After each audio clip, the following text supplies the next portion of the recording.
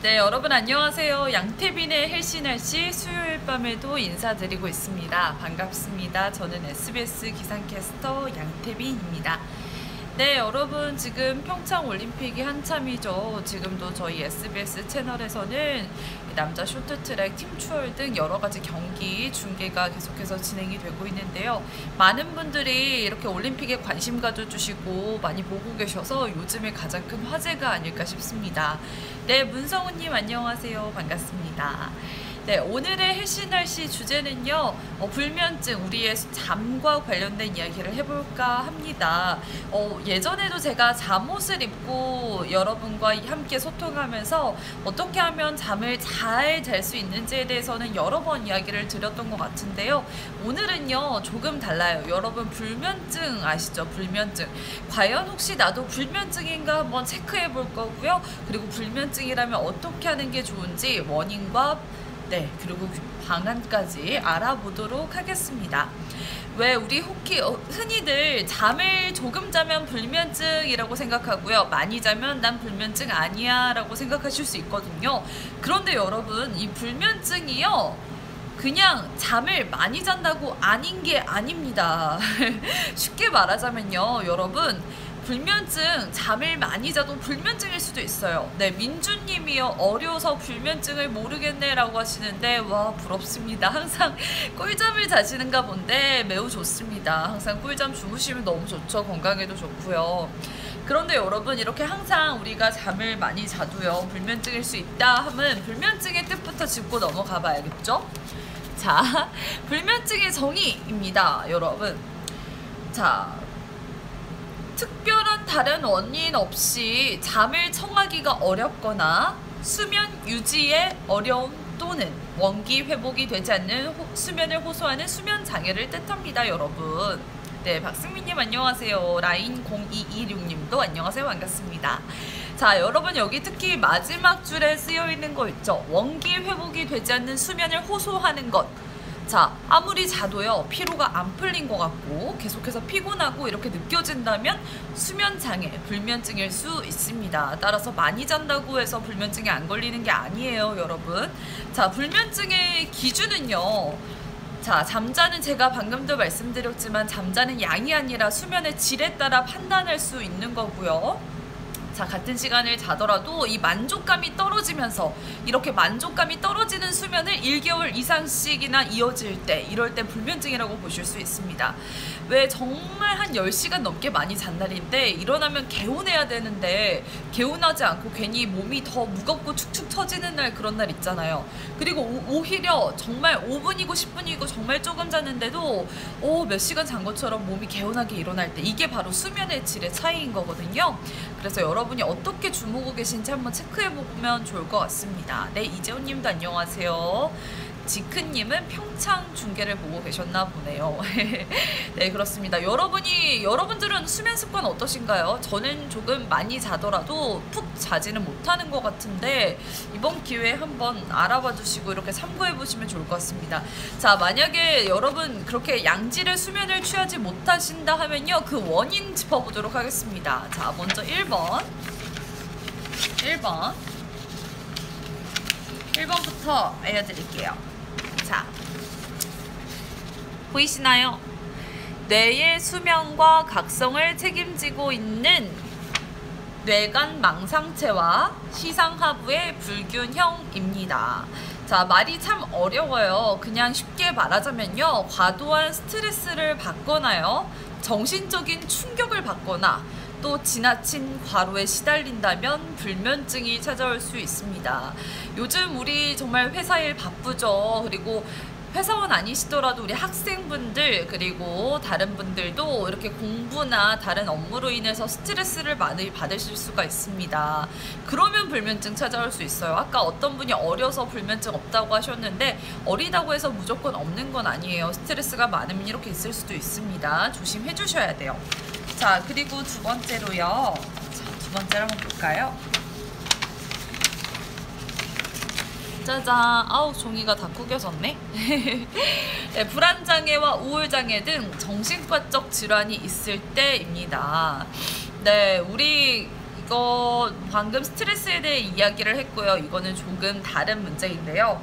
왜 우리 우울증에 시달리거나요, 그리고 정신적으로 우리가 나약해져 있을 때도 푹 주무시지 못합니다. 그럴 때 괜히 악몽을 많이 꾸게 되기도 하잖아요. 그럴 때는 잠을 많이 자더라도 수면의 질이 떨어져서 불면증에 시달리실 수가 있습니다. 자, 그리고 세 번째는요, 역류성 식도염이나 야간 빈뇨 등 통증 질환이 있는 경우입니다.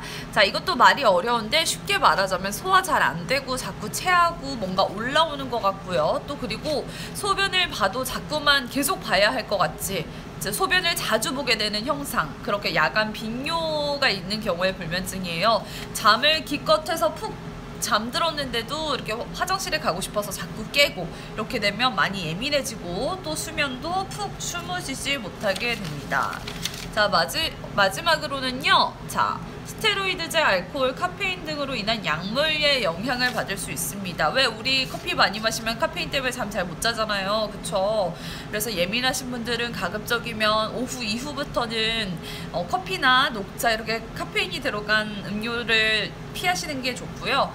또한 알코올도 마찬가지입니다. 어떤 분들 그냥 잠 안 온다고 맥주 마시고 그러신 분들도 있기는 한데, 사실상 알코올이 이렇게 잠을 오게 해주는 약물이 아니에요, 여러분. 오히려 각성 효과를 가지고 있기 때문에 수면의 질이 좋지 못하신 분들은 카페인이나 알코올은 잠시 접어두시는 게 좋겠습니다. 알겠죠? 자, 그렇다면 이제까지 원인 살펴봤고요. 어떻게 하면 예방할 수 있을지, 또 어떻게 하면 이 불면증을 치료할 수 있을지도 당연히 알아봐야겠죠. 자, 수면 위생을 통한 예방이 있습니다. 이게 가장 중요할 것 같은데요. 제일 먼저 1번, 규칙적인 수면 시간을 만들기입니다, 여러분. 자, 우리가 수면 시간이 충분하지 못해서 우리 퇴근 시간이 너무 늦고 출근 시간이 너무 이르거나 해서 내가 너무 많이 못 잔다 싶더라도요, 그렇더라도 수면 시간이 적더라도 이 언제 잠들고 깨는지 시간을 어느 정도 규칙적으로 만들어 주시기만 해도 숙면을 취하실 수가 있습니다. 자, 2번으로는요, 방금 말씀드렸죠, 카페인 음료와 식품 삼가기. 자, 핫식스 이런 것도 굉장히 카페인 많이 들어있어요. 그쵸? 라인님은요, 알게 모르게 불면증이 있었네요 라고 방금 알게 되신 것 같습니다. 그쵸? 자, 그러니까 지금부터 이렇게 쭉 쓰여있는 7번까지를 주의해 주셔야 될 것 같은데, 자, 낮잠 자는 거 피하기. 와, 낮에 점심 먹고 나면 진짜 졸린데 이거 조금만 참아주세요, 여러분. 낮에 괜히 잠들었다가 또 저녁에 잘 못 자면 곤욕이니까요. 계속해서 그렇게 되면 생체 리듬이 또 맞춰지지가 않죠. 낮잠 자는 거 조금만 참아주시고요. 낮에 야외에서 햇볕을 조금 쬐주면 대신에 활력도 돌고 이 낮잠을 금방 이렇게 잠 기운을 깰 수가 있겠습니다. 5번, 낮 동안 가벼운 운동하기. 마찬가지죠. 점심 식사 이후에요, 운동장이나 혹은 회사 근처에서 가볍게 산책을 하시거나 가볍게 운동을 해주시는 것도 좋겠습니다. 자, 30분 정도의 낮잠 괜찮지 않나요? 라고 장필경님이 물어보셨는데, 원래대로라면 가벼운 낮잠은 정말 적극 권장하는 바입니다만, 이것은 불면증에 시달리시는 경우에 따라서 말씀을 드리는 거예요. 만약에 불면증이 있다면 그래도 낮잠은 조금 지양하셔야지 밤에 숙면을 취하실 수 있겠습니다. 자, 6번, 잠들기 전에 과식이나 물을 섭취하지 말기는요, 너무 많이 먹으면 자는 동안 식육성 저희 10시 반이요. 네, 소화가 잘 안 돼서 그럴 수도 있고요. 또 물을 너무 드시면요, 화장실에 자주 가시게 돼서 그래서 좋지 않을 수 있습니다. 자, 마지막으로는요, 알코올 섭취하지 않기입니다. 와, 가장 어려운 게 아닐까 싶은데요. 아닌가요? 당연히 학생분들은 알코올 안 드실 거고요. 성인분들도 조금만 주의해 주시면 좋겠습니다. 알겠죠, 여러분? 이렇게 해서 불면증의 정의와 그리고 기준, 원인, 치료법, 예방법까지 알아봤고요. 다음으로 우리 헬시날씨의 두 번째 주제, 날씨에 대해서도 알아보도록 하겠습니다. 자, 여러분 오늘 공기가 조금 차가웠어요. 계속해서 날씨가 조금 포근해지고 온화해진다 싶다가 갑자기 이게 뭐야 하고 조금 춥다 느껴지셨을 텐데 이건 반짝 추위입니다. 이 반짝 추위는요, 그런데 내일까지만 이어질 것으로 보여요. 이 추위가 길게 이어지진 않고 또다시 금방 또 포근해질 거예요. 자, 오늘 서울 아침 기온이요 영하 4.5도였고 한낮에 최고 기온이 4.4도였거든요. 내일과 비교를 하면요, 내일 아침은 영하 4도로 오늘 아침과 비슷하죠. 0.5도 높긴 하지만 비슷하다고 보시면 될 것 같고요. 한낮에는 6도까지 오릅니다. 따라서 오늘 아침보다 1.6도 정도 높아요. 내일까지는 다소 공기가 살짝 차가운 듯하고 조금 쌀쌀하게 느껴지실 텐데 그래도 모레는 아침 기온도 영하 1도에 그치고 낮 기온은 여기 안 쓰여 있지만 8도까지 더 쑥쑥 오르면서 이 추위가 또 풀리고 다소 온화하고 포근한 날씨가 이어지겠습니다. 바람도 조금 약해지고요. 오늘은 공기도 차갑고 바람도 불어서 날씨 풀리다가 또 왜 이렇게 추워졌나, 코트 말고 패딩 꺼내 입어야 하나 했을 텐데 네, 내일 아침까지는 패딩을 추천하고요. 그 이후부터는 조금 마음을 놔두셔도 될 것 같습니다. 자, 하늘 표정은요 맑게 출발을 할 텐데 차츰 오후부터 흐려질 거예요. 그래서 밤부터는 눈 소식이 있습니다. 자, 어느 곳에 내리냐면요, 동해안을 제외한 전국 대부분 지방에 내립니다. 양은요, 강원 영서지방에 2에서 7cm, 내일 밤부터 모레 아침까지 이어져요.